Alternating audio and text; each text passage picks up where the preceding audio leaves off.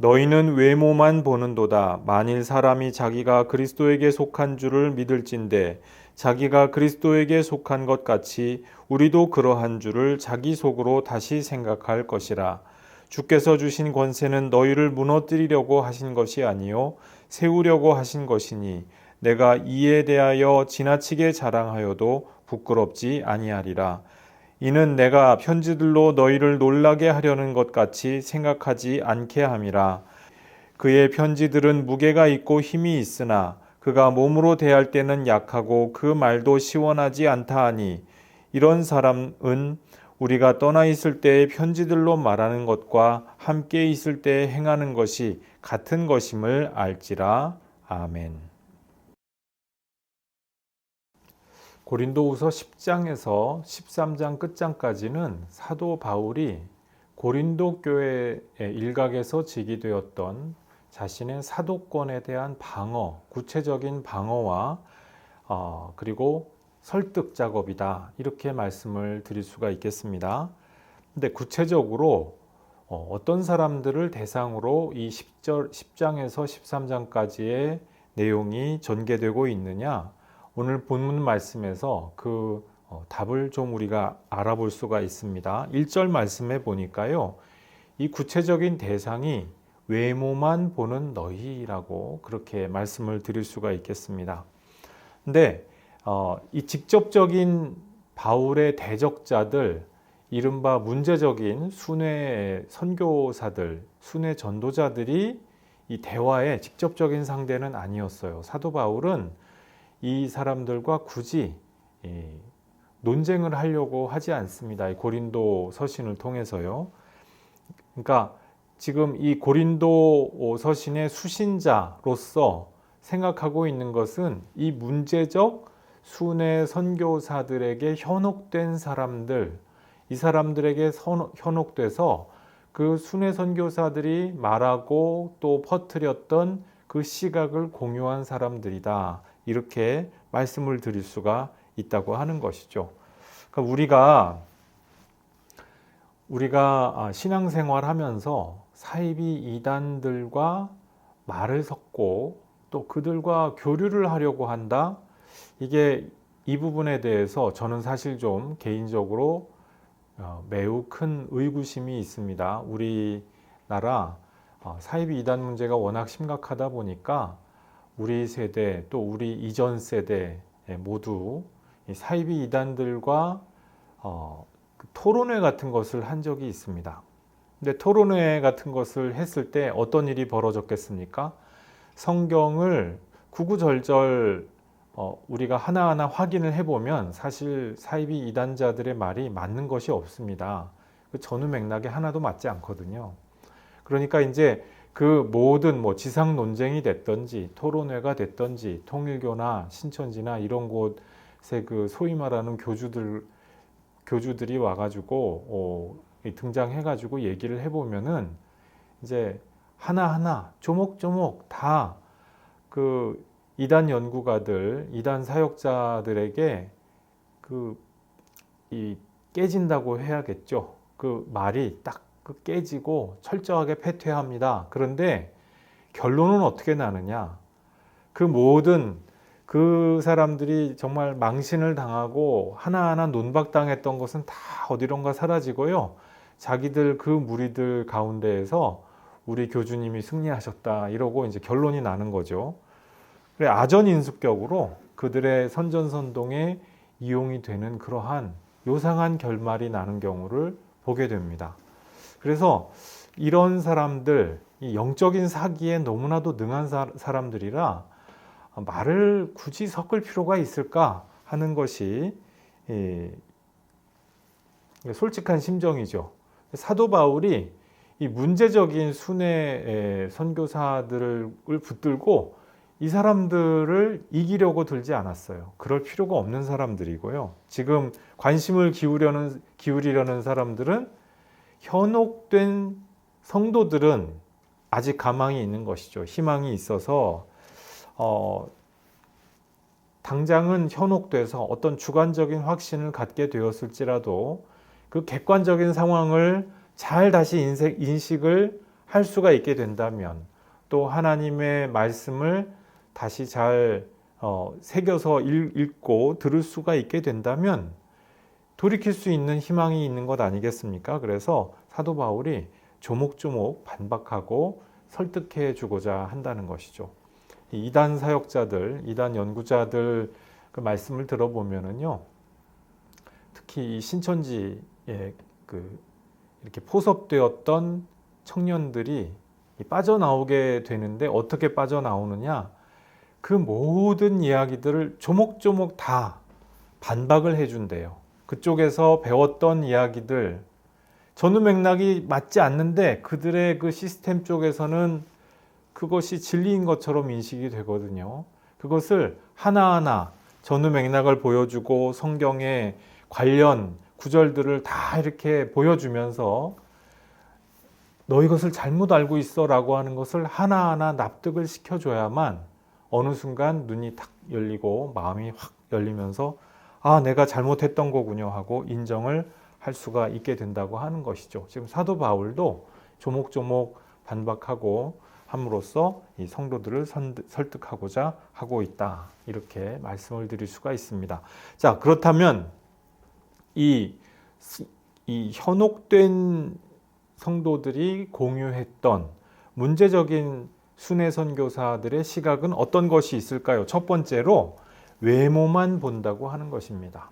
너희가 외모만 보는구나. 이렇게 사도 바울이 지금 탄식하면서 그 경고를 하고 있죠. 무엇을 얼마나 가지고 있느냐, 얼마나 어떤 덕성을 과시해낼 수가 있느냐, 이런 실제로 심지어는 그런 덕성이 실제로 있느냐, 실제로 가지고 있느냐도 심지어는 중요한, 그것 두 번째 문제고, 얼마나 내가 외적으로 화려하게 과시할 수 있느냐라고 하는데, 이 지금 문제적인 순회 선교사나 또 이들에게 현혹된 사람들의 관심사가 그 초점이 거기에 있었다라고 하는 것입니다. 뭔가 그리스도와 특별한 관계가 있어야 돼. 그 특별한 관계가 무엇입니까? 이 문제적 순회 선교사들의 주장에 따르면 어떤 영적인 카리스마를 보여줘야 된다는 거예요. 그 영적인 카리스마라는 게 뭐냐? 화려한 외모라든지 또 어떤 기적이라든지 신비 체험이라든지 무엇을 많이 가지고 있다든지 이런 것을 가지고 카리스마틱한 모습을 보여줘야 된다. 그런데 사도 바울이 만나봤더니 너무 볼품없는 거예요. 이 외경인 신약 외경 중에 바울 행전이라고 하는 그 외경이 있는데요. 이제 좀 지난 다음에 한 몇 세대 지난 다음에 나온 행전이라 그것이 정경은 아닙니다만 아마도 거기에는 좀 믿을 만한 구석이 있는 바울에 대한 전승이 있는 것 같습니다. 근데 바울의 외모에 대한 이야기가 있어요. 바울의 외모가 어떠냐? 눈썹이 짙고 이렇게 눈은 하얘가지고 이렇게 부리부리하고 이렇게 웃으면은 잇몸이 확 드러나는 우리가 그냥 이렇게 생각해봐도 잘생긴 얼굴하고는 좀 거리가 있는 그런 얼굴이었던 것 같아요. 대머리로 확 벗어지고 그래가지고 그 왜소한 체구의 그 얼굴도 그렇고 하니까 외모가 좀 보잘것없었나 봐요. 근데 이제 그런 얼굴로 가가지고 고린도 교인들을 또 이렇게 섬긴다고 하다가 대적자들이 이야기하면 또 떨리는 목소리로 또 이렇게 응답하고 그러니까 얼마나 이 외적인 이서빌리티를 중요시하는 사람들이 보기에 사도 바울이 우스워 보이고 만만해 보였겠냐는 것이죠. 그런 것이 그렇게 중요한 사람들한테. 그런데 우리가 알다시피 사도 바울의 사역은 그 지향점과 목표가 어떤 화려한 과시에 있는 것이 아니었잖아요. 어떤 영적인 현상을 내가 과시하겠다. 그런 생각을 가지고 사역이 이루어지지가 않았다라고 하는 거예요. 십자가와 부활의 핵심이 있었던 것이죠. 근데 문제적인 이 순회 선교사들 혹은 그들에게 현혹된 고린도의 어떤 사람들은요, 그게 눈에 안 들어오는 거예요. 관심 바뀌었으니까 귀에도 안 들어오고 눈에도 안 들어오고 그냥 관심사 바깥에 있는 요새 말로 아웃 오브 안중인 상태에 있었기 때문에 바울이 저 사람 뭐 하는 거야 라고만 생각이 되었다라고 하는 것이죠. 외적인 것에 그렇게 관심이 집중되어 있었기 때문에. 그래서 진짜 중요한 것을 놓치고 있는 상태였다. 이렇게 말씀을 드릴 수가 있겠습니다. 또 두 번째로요. 이 사람들이 자기들만 특별하다고 하는 선민의식으로 가득했어요. 오늘 7절 말씀에 보면은 자기들만 그리스도와 어떤 특별한 관계에 있었다. 그리스도의 일꾼이다. 그리스도의 사람이다. 이런 식으로 자기를 규정을 했던 것 같아요. 특별히 어떤 선교에 대해서 그리스도께 특별한 전권을 받았다. 이렇게 확신을 했던 것 같습니다. 그리고 이 문제적인 순회 선교사들에게 현혹된 사람들도 그 생각과 시각을 공유했던 것이죠. 자, 이 사람들이 이렇게 확신을 하게 되는 근거가 뭡니까? 어디에 그런 증거가 있습니까? 이 사람들은요, 자기들의 성공과 번영이 그런 증거라고 생각을 했어요. 또 어떤 신비 체험이나 기적을 경험하면 그게 또 증거가 된다. 내가 그리스도께 어떤 특별한 전권을 받았다. 혹은 특별한 결속을 가지고 있다라고 하는 것을 확인해 준다라고 생각을 했다는 거예요. 그래서 그리스도의 일꾼이요, 내가 사도다. 이렇게 주장을 했다는 것이죠. 신사도 운동에서도 어떤 특별한 큰 일을 하는 사람들에 대하여서 사도라는 명칭을 써야 된다고 주장을 합니다. 위험천만한 생각이죠. 사도라는 게 그렇게 되는 것이 아니죠. 어떤 신비 체험이나 기적이나 성공이나 번영을 했다고 그것 때문에 내가 사도다. 아니지 않겠어요? 있어빌리티가 없으면 이 멸시받아 마땅하고 죄인이라고 하는 멘탈, 이것이 이 고린도 교회의 고린도 교회를 어지럽게 하는 어떤 사람들의 그 사고방식이었다라고 하는 것입니다. 근데 우리가 그리스도인이 되고 그리스도의 소유가 되는 그 과정, 그 근거가 무엇입니까? 그러니까 있어빌리티 때문에 내가 뭔가 가져서, 내가 어떤 공로가 있어서, 내가 어떤 무언가를 소유했기 때문에 그래서 그리스도의 것으로서 결속이 되고 연합이 됩니까? 그거 아니잖아요. 그리스도 신앙 고백을 통해서, 아주 심플하죠. 그리스도 신앙 고백을 통해서 그리스도께 연합되고 그분의 것으로서 결속이 되는 것입니다. 그래서 사도 바울이 지금 여러분이 그렇다고 생각을 한다면 나도 그렇다고 하는 것을 좀 생각해 주기 바란다. 이렇게 넌지시 일깨워 주고자 합니다. 이 자기중심적인 멘탈, 이거 좀 제거해 봐야 되지 않겠어? 라고 그렇게 말씀을 한다는 것이죠. 자, 그러면 사도 바울이 이제 8절부터 당신이 받았던 사도적인 전권이라는 것이 무엇이냐, 여기에 대하여서 설명을 합니다. 그러면서 이제 이 현혹된 사람들에게 그러한 전권에 대하여서 다시 생각해 볼 수 있는 기회를 주는 것이죠. 첫 번째는 어떤 전권입니까? 공동체를 세우는 전권이에요. 이 바울의 대적자들은요, 바울을 흔들고 또 바울이 증거한 사도적 복음에 기반을 둔 그 교회 공동체를 파괴함으로써 자기 힘을 확인을 하고요. 그리고 자기 추종자를 거느림으로써 자기 위상을 높이고자 하는 이런 속성을 갖고 있죠. 이 활동 자체가 교회를 파괴하는 그러한 속성이 있었어요. 이 사람들이 그 교회에서 자리매김을 하면 할수록 이 교회는 병드는 그런 구조였다고 하는 것입니다. 그런데 사도 바울은 달랐죠. 사도 바울은 자기 자신의 인기나 영향력이 아니라 예수 그리스도의 복음을 증거하는 데만 관심이 있었죠. 그리고 그것을 통해서 지금 사도 바울이 이 고린도전서 10장에서 천명하고 있는 내용이 뭡니까? 그것을 통해서 대적자들의 파괴적인 활동을 차단하겠다라고 하는 거예요. 이게 지금 바울이 우리 지난번에 말씀을 나눴던 우리 10장 서두에 있었던 그 영적인 전쟁, 모든 진을 회파하고 무너뜨리려고 하는 바로 그 영적 전쟁의 내용이죠. 그 대적자들의 파괴적인 활동을 저지하고 영향력을 차단하면 할수록 어떤 일이 일어납니까? 교회가 살아나게 된다는 거예요. 교회 공동체의 영적인 영향력이 그 영적인 그 건강이 다시 회복이 되는 그와 같은 일들이 나타난다고 하는 것입니다. 그러니까 이 문제에 있어서 사도 바울은 굉장히 당당했습니다. 남의 것을 막 이렇게 내 걸로 빼앗아 온다, 이전 투구한다, 이런 차원의 어떤 생각이 있었던 것이 아니고요. 당당한 자부심과 자랑을 하고 있는 것을 볼 수가 있습니다. 그리고 두 번째는요, 회복을 하기 위해서 내가 놀라움을 줄 때 주더라도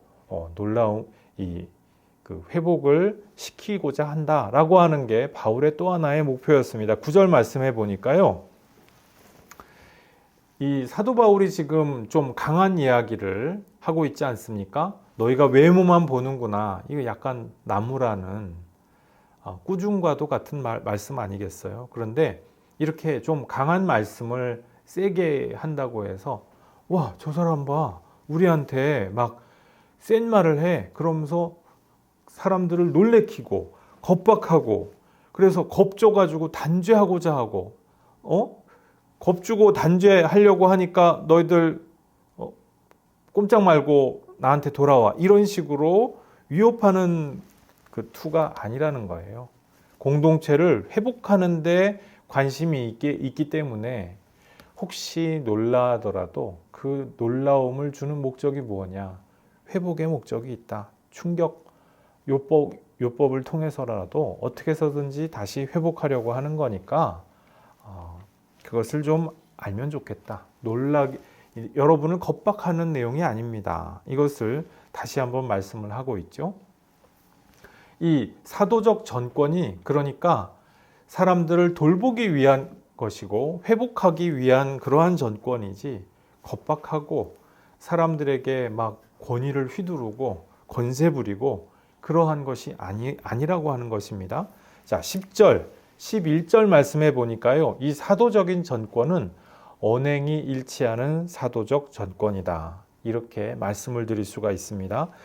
바울의 대적자들이요. 이 사도 바울에 대해서 일종의 가스라이팅을 유포하고 있었어요. 이 10절 말씀해 보니까 뭐라고 되어 있습니까? 이 바울이라는 사람이 편지는 무게 있고 힘이 있는데 실제 만나서 보니까 말도 어눌하고 영 시원치가 않아. 외모도 좀 약해. 이런 얘기를 했죠. 1절에 이것을 이미 넌지시 언급을 했었는데 대적자들이 사도 바울에 대해서 이런 식으로 매도하고 다녔다라고 하는 것입니다. 뭐 육신이 연약하다든지 그 사도 바울의 육신이 몸이 이렇게 막 멋있지 않고 막 풍채가 좋지 않다든지 막 대머리도 벗겨지고 죄송한 말씀입니다만 대머리인들께는 참 죄송한 말씀입니다만 대머리도 됐고 막 눈썹도 찡해가지고 막 눈이 부리부리하고 얼굴이 이상해. 그래서 저 은혜를 받았으면 저렇게 못생겼을 수가 있겠어? 뭐 이런 식의 그런 가만히 생각해 보면 이게 정말 유치한 얘기예요. 그런데 이런 것에 대하여서 지금 사도 바울이 인신공격을 당했다는 거예요. 화려한 자기 과시 능력이 부족하다. 이런 것 가지고 사도 바울을 지금 공격을 했다. 소위 무슨 영적인 카리스마가 약하고 별 볼 일 없어. 뭐 말과 실제가 달라. 온갖 나쁜 얘기 이제 다 거기다가 막 동원하는 거죠. 뭐 저 사람은 표리부동의 위선자야. 그러니까 육적인 사람에 지나지 않아. 사도 바울에 대해서 이런 식으로 막 무지막지하게 인상 공격을 했다라고 하는 거예요. 하나님이 쓰시는 사람들은 다 잘생기고 이쁘고 뭐 그렇습니까? 그런 것이 카리스마예요. 막 다 연예인처럼 막 이렇게 지나가면 막 그냥 막 환하게 빛이 나고 외모에서 막 그럽니까? 그렇게 해야 그것이 하나님께 은혜 받은 사람의 외모입니까? 아니거든요. 성경에 그게 그렇다는 얘기는 어디에도 나오지 않아요. 예수님에 대해서도 뭐라고 예언이 되어 있어요. 그 풍채가 별 볼 일 없다 했잖아요. 우리가 막 예수님 엄청 잘생겼다고 그렇게 성화에서는 늘 그렇게 그리는데 그렇겠어요? 성경에 그렇게 기록이 되어 있지 않은데. 유명한 일화가 있습니다. 중세에 수도원 운동이 이제 처음에는 굉장히 기도도 열심히 하고 기도와 노동을 열심히 하는 경건한 분들이 모여서 이 수도원 운동이 시작을 했죠. 그런데 이제 중세가 되니까 13세기 중세 이제 절정에 이르고 이때쯤 되니까 이게 안으로 다 썩어가지고 수도원 운동이 정말 온갖 죄악의 온상이 되어버리고 말았습니다. 사회적인 범죄에 소굴이 되어버리고 말았던 것이죠. 근데 그 가운데에서도 이제 뜻있는 개혁자들이 나타나서 카톨릭 쪽에서 아빌라의 데레사라고 하는 분이 수도원 개혁 운동을 일으켰어요. 그래가지고 이제 여자 수도원 운동을 열심히 기도도 열심히 하고 막 이분도 이제 신비 체험도 열심히 하고 이런 분인데 이분이 아주 절세 미인이었다고 해요. 온갖 뭐 왕족과 귀족들이 와서 이분한테 너 거기 수도원 가지 말고 나랑 결혼하자, 나랑 좀 사귀어보자 뭐 이렇게 해도 흥 하고 그 열심히 이 수도원 개혁 운동을 매진했던 그 훌륭한 성녀이신데 이제 이분이 기도를 아주 세게 했던 제목이 있다는 거예요. 그게 뭐냐면 여자 수도원 운동에 이렇게 부응하게 해주셨으니까 이제 남자 수도원 운동을 함께 할 동역자를 좀 보내주세요. 오랫동안 기도를 하셨대요. 근데 하나님이 마침내 응답을 하셨어요. 어떻게 응답하셨게요?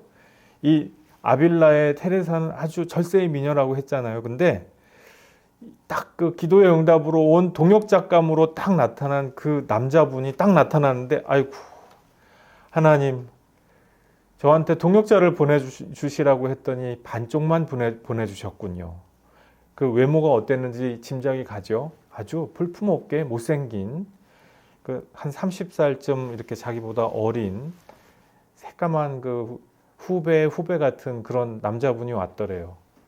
그분이 이제 이 데레사 아빌라의 데레사와 함께 이제 손발을 맞춰가면서 수도원 개혁 운동을 하게 되는데 이분이 바로 그 이 볼품없는 외모의 남자가 반쪽이 남자가 그 유명한 십자가의 요한입니다. 이 십자가의 요한이 아빌라의 데레사보다 더 나중에는 유명해지고 그 보편교회에 굉장히 의미 있는 기여를 했던 분이거든요. 어쨌든 외모가 중요한 게 아니에요. 그거는 하나님이 어떤 사람은 외모가 이쁘고 잘나게도 하실 수가 있는 거고 근데 못생겨도 쓰임받을 수가 있는 거예요. 그렇지 않게 사도 바울이 그랬고 또 십자가의 요한이 그랬고요. 못생겨도 하나님이 쓰시면은 하나님의 사람이 되는 겁니다. 그렇지 않겠어요? 근데 지금 이걸 가지고 공격을 했으니 이 사람들의 이 이서빌리티 멘탈 얼마나 유치하고 참담했단 얘기예요. 그런 영성을 가지고 교회에서 자기를 따르게 하려고 난리법석을 떨었다라고 하는 거예요. 지금 사도 바울이 이와 같은 이 사람들의 공격에 대하여서 지금 10절, 11절에서 딱 잘라서 말씀을 하는 것이 내가 말로 하는 것과 글로 하는 것이 결코 다르지 않다. 여러분을 보고서 내가 했던 모든 말과 모든 언행이 내가 글로 한 바로 그 내용이다. 다시 잘 생각해봐라. 이렇게 지금 말씀하고 있잖아요. 말 따로 행동 따로 아니었다고 하는 것이죠. 사도 바울이 왜 이렇게 설득 작업을 하고 있느냐? 이 설득 작업을 통해서 이게 사람이 참 이상하죠. 말 따로 행동 따로가 아니라 내가 글로 쓴 것과 여러분 앞에서 말로 한 게 똑같은 내용이에요 라고 일러주지 않으면 똑같은 내용이 아니었다고 생각하는 것이 사람입니다. 사람이 참 희한해서 가스라이팅을 잘 당해요. 착하고 좀 순진한 사람들일수록 잘 넘어가는 경향이 있는 것 같아요. 그러니까 그것이 아니었다라고 하는 것을 딱 우리가 분별하고 식별하는 노력을 기울일 필요가 있다고 하는 것이죠. 사도 바울이 이렇게 한번 노력해봐. 다시 한번 식별하고 분별해 봤으면 좋겠다라고 고린도 성도들에게 말씀을 합니다. 이렇게 해서 식별하고 분별하면 어떻게 됩니까? 이 문제적인 순회 선교자들의 파괴적인 영향력이 차단될 수 있지 않겠어요?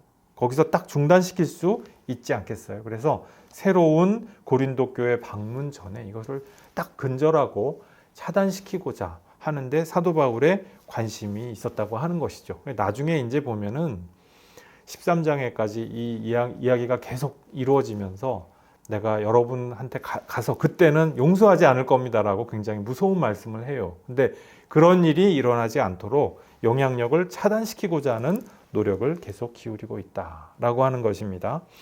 교우 여러분, 오늘날도 교회와 복음을 향해서 교회 안팎에서 온갖 다양한 세력과 진영들이 파괴적인 활동을 벌이고 있어요. 막 목사님들을 무너뜨리기 위하여서 이렇게 막 담합해서 활동하는 그런 사람들도 있고요.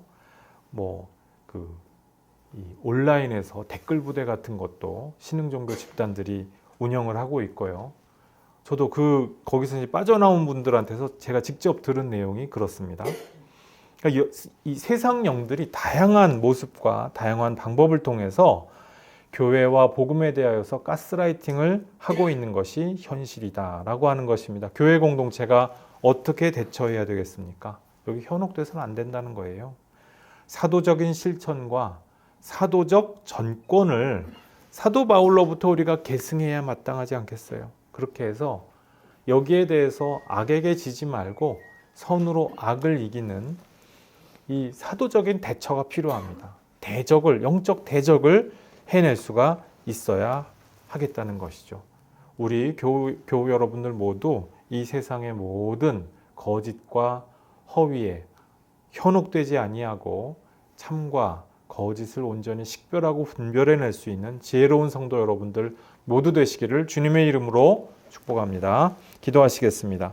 아버지 하나님, 이 세상의 여러 가지 거짓과 또한 허위와 가식의 그러한 이야기들이 우리 교회 안팎에서 출몰하고 있습니다. 아버지 하나님, 이 세상의 거짓과 허위에 현혹되지 않게 도와주옵소서. 참과 거짓을 참으로 잘 식별해내고 맑은 눈으로 분별해낼 수 있도록 주님 지혜 주시고 능력 허락하여 주옵소서. 하나님의 참된 진리를 통하여서 십자가와 부활에 관한 온전한 영적 시야가 열리게 될 수 있게 도와주옵소서. 우리가 영적 싸움에서 참으로 승리하는 사도적 교회, 영적 싸움에서 승리해 나가는 전투적인 교회가 될 수 있도록 은혜 내려주시고 함께하여 주옵소서. 예수님 이름으로 기도드리옵나이다.